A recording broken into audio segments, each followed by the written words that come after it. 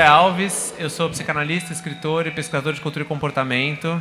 Queria, antes de qualquer coisa, agradecer a Olímpicos por esse espaço muito legal e por continuar insistindo no Bota Pra Correr com essa grande experiência que junta tanta gente legal. Acho que a gente podia fazer uma rodada de apresentações, né, pra gente começar. Oi, pessoal. Sou o Lucas, sou sócio do André. Tenho uma relação com Olímpicos já há muito tempo, desde o primeiro corre, do primeiro Bota Pra Correr. A gente está muito feliz de estar aqui com todo mundo. Vai ser um evento incrível, já está sendo. E a gente está aqui para falar um pouco de uma perspectiva de saúde mental e de bem-estar e tudo que a corrida pode proporcionar. A gente tem esses convidados aqui incríveis para conversar com a gente. Marcela. Olá, boa tarde. Eu sou Marcela Ceribelli, eu sou CEO e diretora criativa da Óbvias, que tem também chapadinhas de endorfina dentro desse ecossistema. É meu segundo BPC, eu sigo muito impressionada com o que Calage e um time genial seguem fazendo, e é um prazer estar aqui com pessoas muito queridas. Bom, pessoal, boa tarde a todos. Eu sou Ademir Paulino, tenho essa relação com a marca, sou atleta e tenho essa parceria com a marca desde o primeiro Bota Pra Correr. É sempre uma emoção estar em mais um Bota Pra Correr, encontrar pessoas que a gente que estão nesses lugares, que nunca tiveram provas. E, bom, esse papo vai ser bem legal aqui para a gente falar sobre algo tão importante como é a saúde mental. A gente está falando de corrida, mas a saúde mental do ser humano de maneira geral. Então, é isso aí, sejam todos bem-vindos. Boa tarde, gente, tudo bem? Eu sou o Luciano Potter, eu sou o treinador do Ademir, né? Eu que ensinei ele a correr. Enfim, sou jornalista no sul do Brasil e a corrida entrou faz pouco tempo na minha vida. Muito obrigado, Olímpicos, pelo convite. E ela entrou por razões que eu acho que se adequam na grande maioria da galera que está aqui, tanto que eu já tenho problemas de cabeça para bater recordes pessoais, enfim. Então isso aqui vai servir como uma grande terapia para mim. Prometo me abrir para vocês aqui e tomara que as minhas dores sejam as mesmas de vocês para a gente curar todo mundo em grupo aqui. Demais. Bom, gente, acho que devidamente apresentados, a gente pensou assim, fazer uma conversa bastante informal. Vamos abrir para perguntas mais para o finalzinho, assim. Então, pensando um pouco no que o Potter já puxou, de como que a corrida e o esporte ajudam a gente a lidar, né, com saúde mental de uma forma geral, né? Saúde mental é um assunto muito grandão, né, desses que cabe muita coisa dentro, né? E no Brasil a gente é meio recordista global de ansiedade, de depressão, de burnout, né, de várias questões que são muito difíceis. E apesar de muito ter se falado ou começado a se falar sobre esse assunto nos últimos anos, tem dados bastante recentes, né, de como no Brasil a gente tem nem 10% da população com acesso à terapia e, ao mesmo tempo, 1 em cada 5 brasileiros tomam remédios psiquiátricos, né? Então, acho que é um assunto bastante denso e é muito legal a gente ter espaços para poder falar sobre ele, né, e discutir, levar isso para a família, levar isso para o trabalho, conversar com os companheiros, enfim, a gente realmente poder discutir. E também, né, nas assessorias de corrida, na galera da academia, né, numa quantidade gigantesca de pessoas que estão ao nosso redor e que podem ajudar a gente a elaborar assuntos que nem sempre são dos mais fáceis. Mas eu prometo que a gente não vai ficar só nas bad vibes, né? Quem conhece o trabalho meu e do Lucas, a gente tem um podcast chamado Vibes em Análise, em que a gente fala desses assuntos mais densos e que às vezes são difíceis da gente elaborar. Mas acho que, para começar, podemos pensar um pouco em como é que cada um de nós pensa o esporte como uma possibilidade da gente articular esses assuntos que não são necessariamente os mais simples. O que vocês acham? Ótimo. Deixa eu trazer uma angústia minha, né? Bom, eu sou um jornalista que trabalha muito com jornalismo esportivo e a gente trata no jornalismo esportivo o esportista como ou o cara entrega tudo ou ele não é nada, ele é um fracassado, né? E o esportista, principalmente o de futebol, que joga quarta e domingo, ele fracassa muito, né? E a gente colabora, e aí fazer um meia-culpa, assim, com essa pressão que ele recebe, né? Que a gente fala, o cara ganha 400, 500 mil por mês, não interessa, ele tem que correr, ele tem que entregar, ele tem que fazer gol, ele tem que marcar, ele não pode tomar gol, enfim. E foi incrível para mim começar a fazer um esporte que tem uma medição, que entrega um bem-estar, entender o outro lado do esporte. Porque eu acho que nós brasileiros, eu acho que nós como população em geral, a gente enxerga o esporte realmente como ele é e como ele se apresenta pra gente como uma competição. Né? Quem vence é o melhor, quem perde é o pior. Quando a gente começa a lidar com isso, porque na escola a gente joga bola, a gente joga vôlei, a gente joga basquete, né? E beleza, tá tudo certo, assim, né? Mas depois, no meu caso, trabalhar com cobrança a esportista, foi para mim uma grande mudança de enxergar como é que é o esporte, né? Porque eu comecei a falhar, eu comecei a ter lesão, eu comecei a entender que depois de uma lesão na panturrilha, o teu tempo é muito pior, né? Só que não tem ninguém me criticando. Quem é que estava me criticando? Eu mesmo. Então tu começa a entrar sei lá, numa troca perigosa contigo mesmo. Eu comecei a me enxergar. Então, ou seja, a corrida no mínimo fez com que eu entenda melhor o esportista de alto padrão. No mínimo fez eu entender que aquele cara é isso. E na nossa conversa, né, anterior, o Ademir estava falando, não, mas Potter, isso aí não é só... Eu falei, não, que o cara de alto grau, porque tu treina cara que precisa ganhar, que tem que estar no pódio, né? Não, mas Potter, quem mais se cobra é o amador. É por causa do relógio dele. Ele quer bater o recorde dele. Ele fica triste que ele não correu uma meia maratona em menos de 2 horas. Enfim, acho que estou dando algum tempo meio bem, sei lá. Então, para mim foi muito legal, assim, além de outras coisas que a gente pode conversar no lado bom, mas, de uma maneira, isso foi legal. Eu competir comigo mesmo fez com que a minha crítica obrigatória nos produtos que eu entrego lá no sul do Brasil, no Rio Grande do Sul, seja muito mais humana. Né? No mínimo isso. Eu pego mais leve, porque agora eu entendo o que é lidar com o seu próprio corpo e principalmente com a própria cabeça. Esse é um ponto, Potter. Você trouxe um ponto bem legal com relação ao amador. E com relação ao esporte, porque a gente tem essa relação muito forte com, nós brasileiros, tem essa relação muito forte com o esporte coletivo, com o futebol. Mas o esporte individual, aí a mudança é muito grande. Né? O esporte individual é assim, a gente é o nosso maior amigo, pode ser o maior amigo, e a gente também pode ser o nosso maior inimigo. Né? E aí entra... uma parte que é a comunicação interna, que é algo que a gente falando com a gente mesmo, e esse é um ponto que eu trato direto com a galera, que a gente traga consciência para esse pensamento. O que eu estou pensando enquanto eu estou correndo? Eu estou sendo o crítico, né? Eu estou sendo o meu sabotador. Ah, você não treinou, está quente, sabe? Então, são 3 pontos aí importantes. Primeiro, a gente tende a criticar, né, nessa comunicação interna, tende a criticar a nós mesmos, ao ambiente, tipo, está quente, né, tá calor, vai ser difícil, antes de fazer, né? Antes de fazer. A gente acaba pintando uma coisa muito maior do que ela realmente é. Então, o simples fato de você trazer consciência para o tipo de pensamento que você tem enquanto você está fazendo o seu esporte, já te traz uma luz para aquilo. Você já consegue evoluir e, pelo menos, se entender.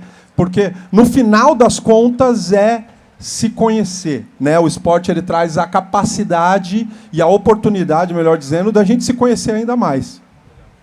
E quando eu comecei a me relacionar com a corrida, isso já faz mais ou menos uns 15 anos.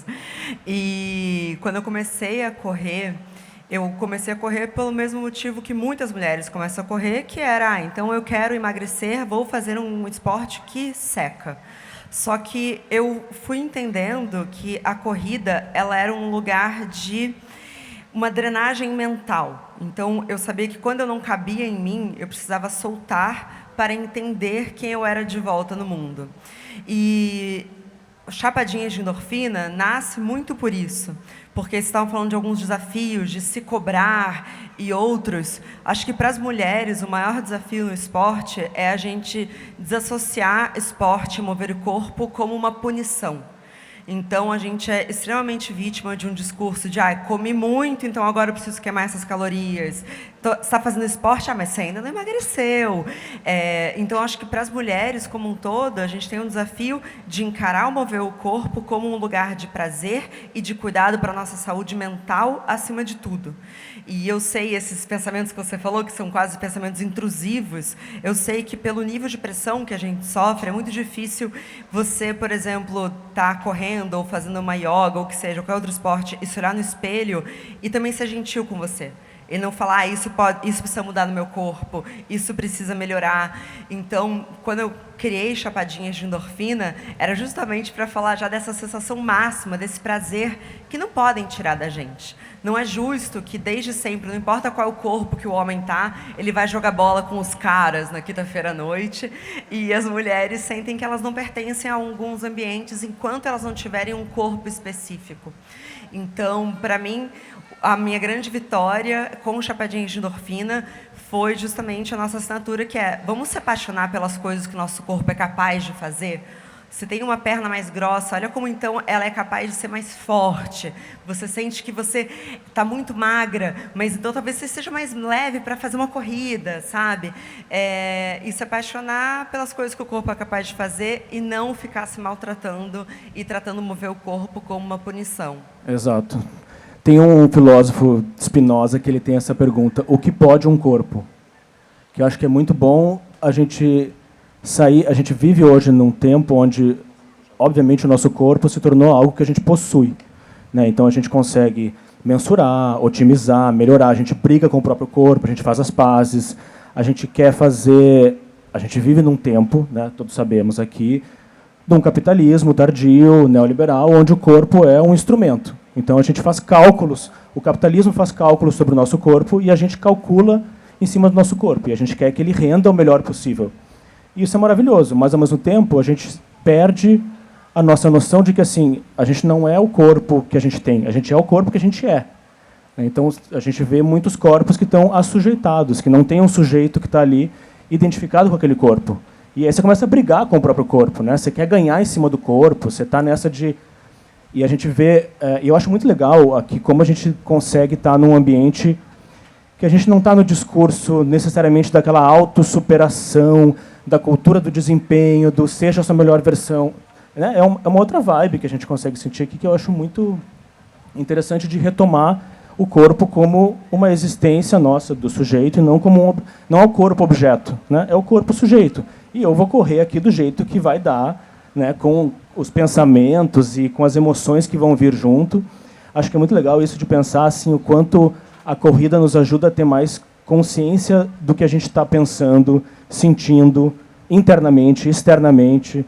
E isso pode ser um estado de uma habilidade atencional, que é uma meditação, né, um fluxo meditativo que ajuda depois no resto da sua vida. Você pode passar por momentos ali de dor, de angústia, de solidão, correndo sozinho, que é físico, mas que ajuda depois você numa dor psíquica, numa dor emocional, né? Então tem uma coisa de Total. construção simbólica que é muito importante. Eu fiquei pensando, desde quando o Potter estava falando, né, sobre essa grande batalha contra si mesmo, que a gente às vezes trava, e puxando para esse ponto do Ademir, que eu acho muito legal, de como hoje muitos dos corredores amadores, né, se colocam metas muito inatingíveis e se frustram muito.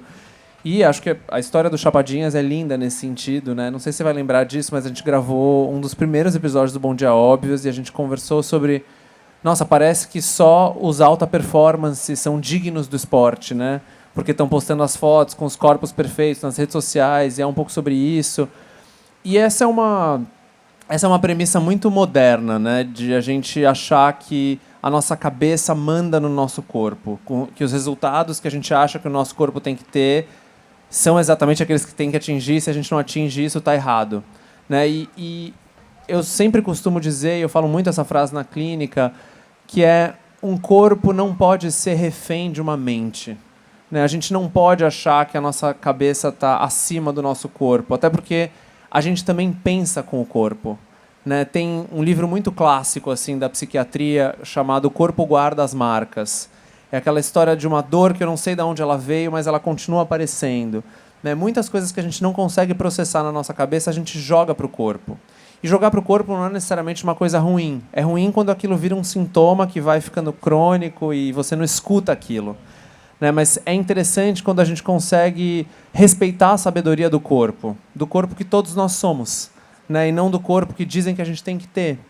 Então, acho que o Márcio me falou uma coisa no primeiro Bota para Correr que eu sempre achei muito bonita, né? Que é: o Bota para Correr é um lugar para a gente correr com os olhos, né? E eu desafio um pouco essa premissa até que não, é correr também com os ouvidos e com os outros sentidos, mas, sobretudo, uma celebração dos corpos, né? E de como a gente consegue usar esse momento para processar algumas coisas, e isso é saúde mental, né? Saúde mental não é essa premissa muito controladora de que a gente não vai ter fracassos.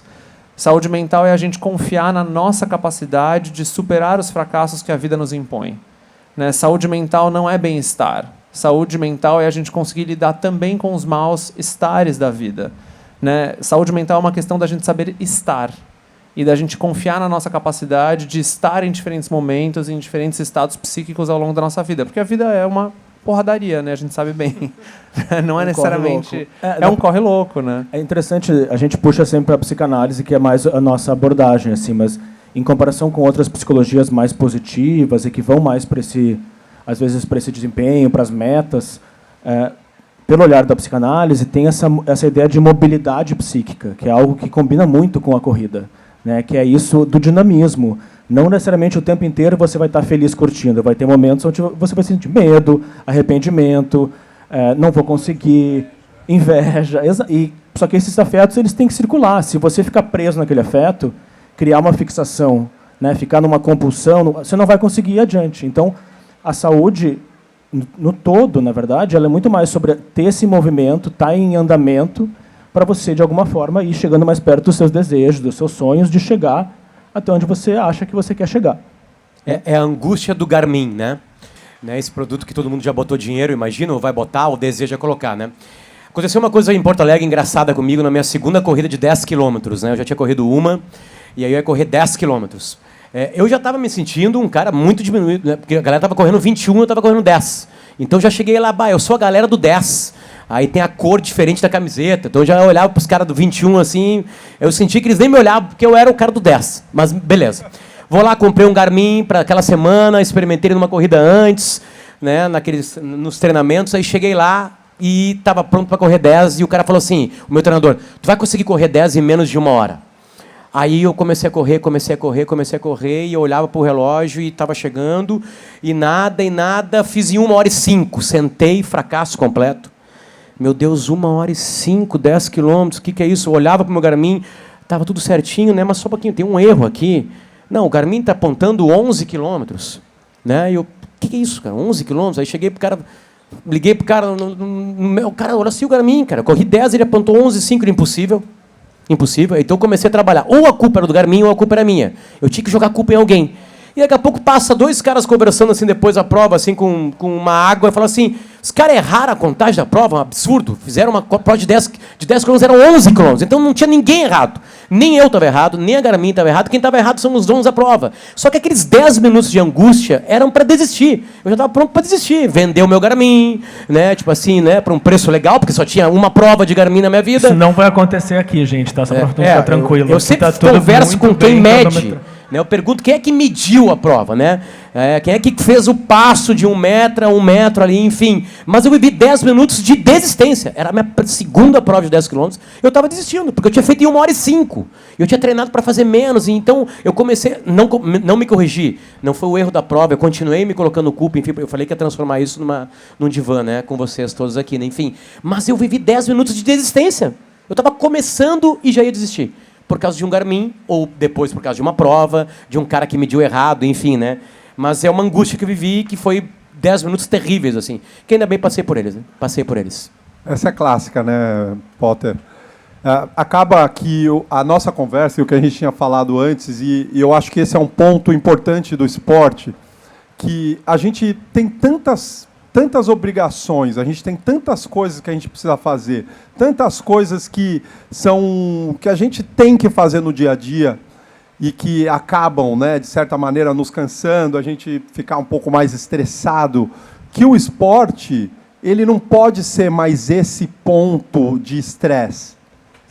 E acaba que até por conta da nossa cultura esportiva, que é uma cultura esportiva que vem crescendo, mas que a gente tem uma cultura esportiva muito pequena no nosso país, nós como brasileiros, a gente não sabe muito se relacionar com o esporte. Então, o que eu vejo é as pessoas que começaram ontem e que estão agora, e que, assim, você completar 10 quilômetros é um super desafio conquistado, é uma super conquista. Porque 10 quilômetros é muita coisa, né? Acaba que a gente... Obrigado. Tá curado. E a gente perde um pouco esse ponto de celebrar algo que foi um desafio conquistado e por conta das mídias sociais, da comparação com o outro, a gente perdeu isso. Então, e o que eu estava comentando é o quanto o atleta profissional ele sabe lidar muito melhor que isso do que com o amador. Porque ele sabe que o nosso corpo tem variação, a gente está assim, ó. Galera, no ano a gente consegue ter 2 picos de performance e acontecer tudo certo. 2. Então, você imagina, talvez você está treinando muito, mas naquele momento o seu corpo está numa fase de baixa, e isso é normal. O corpo funciona assim. Ele não é uma espiral que a cada treino você está subindo, não. Tem dia que você está bem, está treinando. O atleta profissional, ele entende isso. Isso faz parte do corpo. E o atleta amador, ele não sabe lidar com essas pequenas derrotas que não são derrotas. É só uma resposta do corpo àquela fase, porque são várias coisas, né? É o quanto você está dormindo, é o quanto você tem de estresse, é o quanto você está se alimentando, é o quanto você está bebendo água, é o quanto sua cabeça está boa. Junta tudo isso para sair um resultado. Então, assim, no final do dia, a gente tem que estar celebrando sempre. A gente está em movimento, a gente está com saúde, então a celebração ela é sempre, né? Esse é o ponto. Vou fazer um gancho, então, Ademir, porque isso é o que eu estava falando sobre o corpo virar meio que um refém da nossa mente. Né? E nesses momentos em que a gente sente a nossa performance caindo, dá para a gente inverter esse ângulo e pensar um pouco no que o corpo está tentando nos dizer. Né? Esses momentos em que a gente não está escutando alguma coisa que está indo para o corpo invariavelmente. Né? Inconscientemente a gente está jogando para lá. Até virou o tempo agora. Mas assim, acho que dá para a gente pensar um pouco nesses momentos de celebração como também é uma coisa que às vezes não dá para a gente fazer sozinho. É muito difícil a gente conseguir ter toda essa consciência e ainda tomar consciência do que está acontecendo com a gente. Mas acho que tem isso aqui que está acontecendo que é muito valioso, né? Que é esse exercício de comunidade. Como é que a gente consegue se integrar para pensar junto com o outro? Né? Porque o pronome em espanhol é muito bom. Né? A gente não é eu, a gente é nosotros. A gente precisa do outro para existir. E acho que, fazendo um grande gancho, tem uma coisa que eu acho maravilhosa no Chapadinhas, e acho que o Bota para Correr também tem esse ângulo, que é colocar a gente para pensar com outros corpos e para a gente viver os nossos corpos junto do outro, né? Que também é um jeito de se olhar. A gente sabe que um dos grandes apaziguadores e para a gente completar o ciclo de estresse é o contato humano. Então, o nosso corpo ele vai entender que o estresse é o corpo em risco e ele precisa de algo que diga, não, agora você está seguro. Que é a lógica, na verdade, de como que a gente chegou até aqui. Né? Então, você estava correndo de um leão e aí, quando você chegava na sua caverna e você encontrava com os seus outros, você falava, ufa, estou seguro. E a gente anda por aí com ciclos eternos de estresse não completados, porque os 2 principais condicionadores, né, para encerrar esse ciclo são se exercitar, e a gente sabe que muitos são sedentários, e estar perto das pessoas que você ama. A gente sabe que um abraço de 3 segundos já é capaz de eliminar todo o estresse de um dia.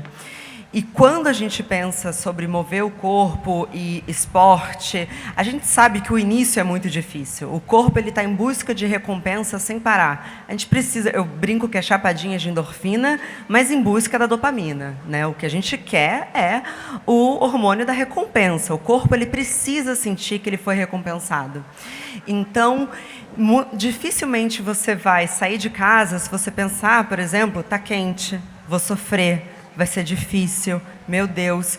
Então, eu gosto de alguns truques. Então, eu vou para o Vila Lobos, eu não vou correr, eu vou tomar água de coco. Eu já vou saindo para o Vila Lobos pensando, não, eu vou tomar água de coco hoje, e eu chego lá e corro. Que é uma forma de dar um truque no meu cérebro. E aí, chegando na sua pergunta, quando eu penso que eu vou correr no final de semana e depois vou tomar café da manhã com as minhas amigas, que elas vão correr comigo, quando eu penso que eu vou para yoga, que é o meu segundo esporte, amor da minha vida, e que depois eu vou estar com as minhas amigas e que elas vão estar do meu lado, aí sim eu quero ir. Porque a força do coletivo é essa. É a gente saber que não tem nada que cura mais as nossas dores do que estar perto das pessoas que a gente quer bem e que nos quer bem. E você acoplar esse amor, essa sororidade, enfim, essa relação humana de afeto com endorfina e ainda ser a compensação, a recompensa de ter movido o seu corpo, é perfeito. Amanhã aqui, por exemplo, eu não sei de trilha, eu tenho uma festa à noite, não sei vocês. Eu acho que é muito legal esse olhar mais imaterial mesmo, que a gente pode lembrar e ter em mente. Porque, assim, obviamente, a gente sabe que a corrida ou um exercício físico, principalmente aeróbico, vai fazer muito bem para o nosso cérebro. Então, na saúde do corpo faz bem para a saúde do cérebro, a saúde do cérebro faz bem para a saúde da mente. Cérebro e mente são coisas diferentes, né? O cérebro ele pode ser medido, pesado, operado, ele é objeto dos neurocientistas, dos médicos, e a mente não, a mente é dos psicólogos, dos psicanalistas, dos linguistas, filósofos, o que for. Então, tem uma hora que existe realmente esse arco, assim, você vai produzir lá as endorfinas, serotoninas, neurotransmissores, dopaminas, e isso vai fazer bem para o seu cérebro, vai fazer bem para a sua mente. Mas tem um outro percurso também, que é a saúde do seu corpo também vai levar a um aspecto muito mais psicológico e imaginário mesmo do seu eu, de quem eu sou. Então, um senso de realização, uma autoestima, né, um senso de competência e, em situações como essa, também algo social. Né? Como é legal estar pertencendo também aqui. Estar fazendo parte de uma identidade aqui de que a gente está todo mundo correndo junto. Isso vai fazer muito bem. Né? Isso vai nos dar um tipo de bem-estar que, obviamente, é maravilhoso. Mas eu acho que também a gente tem que olhar um pouco, sempre com o pé atrás, um pouco desse bem-estar absurdo que é correr faz muito bem, traz bem-estar. Vale lembrar também que correr é difícil, que correr cansa, que correr dói, né? Dói na hora, depois. E tudo bem também. E pode ser muito bom a gente poder passar por algumas dores físicas para adquirir uma força para passar por dores psíquicas também. Né? Você conquista um tipo de força, de superação, que é você com você mesmo. E depois, para os seus traumas, para as suas angústias, suas preocupações, isso gera uma casca maior, né? Que eu acho que é muito positivo assim, para todo mundo. De novo, a nossa capacidade de lidar também com as situações que são mais difíceis. Bom, a gente está super no finalzinho do nosso tempo, foi bastante rápido, mas queria abrir, se alguém tiver alguma pergunta para algum de nós especificamente, ou para mais de um de nós que quiser que a gente comente, acho que pode ser legal a gente abrir esse momento. Um desabafo, que é só fazer um... Alguém tem uma pergunta? E esqueci o nome. Potter. Isso. Falou sobre a marca de 11 para 10 km. Se medir uma prova 10 km, Ademir, 10 vezes, ela vai dar igual ou vai dar diferente? Bom, acaba que é um outro tema, mas essa coisa que o Potter falou da gente... essa expectativa, né? Acaba que tudo é expectativa. Foram te falar o tempo ali, Potter, e é isso que acaba... né? E se junta um pouco do que a gente falou, dessa coisa de querer estar performando o tempo inteiro, da corrida ser esse espaço de onde eu vou vencer também. Então, eu acho que a gente levar a coisa com um pouco mais de leveza, né? Principalmente nós, amadores. Essa é né? a pergunta, Ademir, porque assim, ao mesmo tempo que me falaram que dava para fazer em menos de 1 hora, isso me tirava da cama. Né? É legal ter uma competição, assim. Eu pergunto para vocês 4, na verdade. Qual é o nível de competição? Onde que é legal? Onde que eu encontro? Eu sei que cada um deve ter um equilíbrio para isso, mas eu juro por Deus que um relógio mudou a minha vida. Né? Um relógio que começou a contar meus passos, na corrida eu digo, né? Enfim, né? Foi legal, está sendo legal essa competição comigo. Né? Tipo assim, claro, ali eu tive uma frustração, entre aspas, né? Mas onde é que está o equilíbrio? Assim, porque isso também me impulsiona. Eu acho que tem um pensamento que a gente pode se colocar assim, que é o que é o meu corpo além de uma máquina? Ele é uma máquina. Que incrível isso, que massa que a gente pode cada vez mais cuidar e fazer essa máquina ser mais eficiente e eficaz. Mas o que é mais além disso? E até onde... Porque se a gente pensa assim, o corpo enquanto organismo, ou o que é um corpo pulsional, né, onde está passando ali seus desejos, os seus afetos, como você vai lidar com uma frustração, com conseguir ou não. Então, tem uma parte aí que vai da cabeça, da neurose de cada um, né? Como você vai lidar com essas frustrações ou conquistas. E aí a gente tem que transcender um pouco esse lugar de onde o corpo vai ser só um objeto que você vai usar, gastar, talvez até destruir, em nome de conseguir um recorde. Para quê? O que você vai fazer com esse recorde? Aí vai do divã de cada um, né? Que o Ademir vai fazer o divã lá da galera. Eu sou muito competitiva, então eu não vou conseguir te responder essa pergunta sem pensar que, para mim, é uma coisa totalmente pessoal. Eu também amo o teu relógio. Eu acho que a corrida, para mim, só faz sentido se eu estiver acompanhando números também. Gosto muito. Mas contanto que eu não esteja obcecada, já que você falou o nome de uma marca, eu vou falar outra, pelo Strava. Então, assim, sair do feed do Strava e não me comparar com os outros. Para mim é colocar metas pessoais e não pensar que eu deveria estar correndo igual alguém. Olá, gente, é um prazer. Me chamo Cianara, sou do Paraná. A minha pergunta é em relação a nós amadores e saúde mental. Há pouco tempo eu comecei a ter um acompanhamento maior na questão da saúde mental e eu vejo que muitas coisas da corrida eu acabei me punindo ou excedendo, né? E eu queria saber qual o momento que nós, corredores amadores, devemos observar quando a gente sai da superação para o sofrimento. E quando aquele momento que é um simples treino no Garmin, faz com que a gente mentalize que a gente é fraco, que a gente não vai conseguir, e que pontos que nós devemos ficar atentos sobre isso. Você está bem atenta já. Bom, acho que o Ademir pode falar mais sobre isso, mas com certeza dá para entrar num nível de masoquismo, né? De punição consigo mesmo, de culpa. Fala aí, Ademir. Tem um ponto que ele é principal, que a gente precisa responder para a gente. Qual que é o seu objetivo com o esporte? Porque se para você, Cianara, for subir no pódio, tá? Vamos imaginar que é isso. Você vai pagar o preço para conseguir subir no pódio. Você aí sim faz sentido aquele esforço. Porque a questão do esforço eu não acho um problema, mas o esforço precisa fazer sentido para você. Então, se o seu objetivo é eu quero me classificar para Boston, eu quero correr uma maratona, porque nós, seres humanos, a gente quer melhorar, a gente quer evoluir. E essas coisas movem a gente. É isso que faz a gente acordar de manhã. Se não é dentro do esporte, é melhorar a nossa performance em outras áreas da vida, que acaba que é a mesma coisa, né? Mas, quando a gente fala do esporte, é assim, o meu objetivo é tal. E essa resposta, ela é muito difícil e ela também não precisa ser respondida de primeiro, porque ela vai ter outras camadas. O meu objetivo é perder peso. Mas por que você quer perder peso? Meu objetivo, não. Agora o meu objetivo talvez seja eu conseguir correr 10 quilômetros e terminar bem. Então, o porquê é importante. Essa pergunta é importante, porque senão a gente fica no comparativo.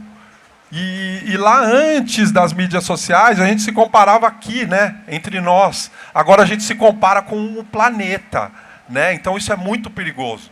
Porque você precisa de uma base, né, André, para conseguir ali, o cara tem 50 anos, está correndo 10 vezes melhor que eu, que tenho 20, sabe? Então acaba que a gente fica com umas comparações que não são justas com a gente, né? Porque, enfim, você está comparando, a comparação justa é você com você, e essa questão é muito importante, você saber o porquê. Não é o treinador, não é o amigo, é você entender o porquê. Eu acho que nessa dos objetivos é legal, pelo menos no nosso olhar mais assim da psicanálise, quais será que são as fantasias que estão junto com esse objetivo? né? É legal você ter objetivos, mas quais são as fantasias que estão aí em curso que você imagina que vai acontecer quando você chegar nesse objetivo? E aí você pode ir explorando isso e vendo, até regulando um pouco os seus objetivos para eles serem também mais possíveis e você não viver uma frustração sem fim, né? Como a gente chegou no fim do tempo, eu acho que eu vou ser bem lacaniano agora e puxar que é... Eu acho tua pergunta maravilhosa, Sinara. Principalmente acho que você está muito atenta quando você fala qual que é o limite entre a superação e o sofrimento. E o Ademir nos provocou a pensar em qual que é o nosso objetivo. E cada objetivo é pessoal e intransferível, né? A psicanálise, a gente acredita nisso com toda a nossa alma, né? Cada um tem que encontrar o seu objetivo e cada um tem que encontrar o que pode o seu corpo, o que quer o seu corpo. E acho que é fundamental para essa conversa, e esse é o acréscimo que eu faria, Ademir, que eu ousaria dizer, é qual que é o seu limite. Né? A gente fala muito sobre quebrar limites, superar limites, e a gente vive numa cultura e num tempo que nos diz que a gente pode tudo. E assim, sendo bem lacaniano nesse sentido, a gente não pode tudo. E ainda bem que a gente não pode tudo. Porque a gente achar que a gente pode tudo é um pouco delirante. Né? Não poder tudo é o que nos faz não ser comido pelo leão, que a Marcela estava descrevendo lá no tempo das cavernas. Então, a gente conseguir negociar com nós mesmos qual que é o nosso limite, daqui eu não vou passar. Porque daqui, e aí conecta com o que o Potter nos perguntou, quando é que vira uma coisa que não é muito legal para nós? Quando a gente está usando qualquer situação para sentir prazer com o desprazer que a gente está gerando para si mesmo ou para o outro. Quando vai para aquele momento em que a gente está extraindo um tipo de destrutividade daquela experiência. É quando a gente passou muito do nosso limite. Porque aí o que o Ademir falou eu acho muito interessante, limites, objetivos, corpos, as metas, né, as competições, tudo isso a gente pode mudar. A gente pode renegociar isso com nós mesmos. De novo, isso é um sinal de saúde mental. É a gente conseguir ter conversas internas que sejam ao longo do tempo e que sejam um pouco menos limitantes no sentido de a gente não achar que se a gente não está fazendo do jeito certo, não vale a pena fazer. Vale a pena. E é por isso que a gente precisa do outro para nos ajudar nesse processo. Gente. Bom, obrigado por todo mundo estar aqui. Ainda, né? Ninguém foi embora, obrigado. Enfim, obrigado a todos os panelistas, muito legal falar com vocês. Obrigado, Potter, obrigado, Ademir, obrigado, Marcela, obrigado ao Lucas, que eu nunca agradeço, que é meu sócio, a gente não é mais em casa. E é isso, gente. Vamos agora para o brief técnico, né? Que é o que vocês realmente querem ver que eu sei. Vamos prestar muita atenção aí. Até mais, obrigado. Obrigado, gente.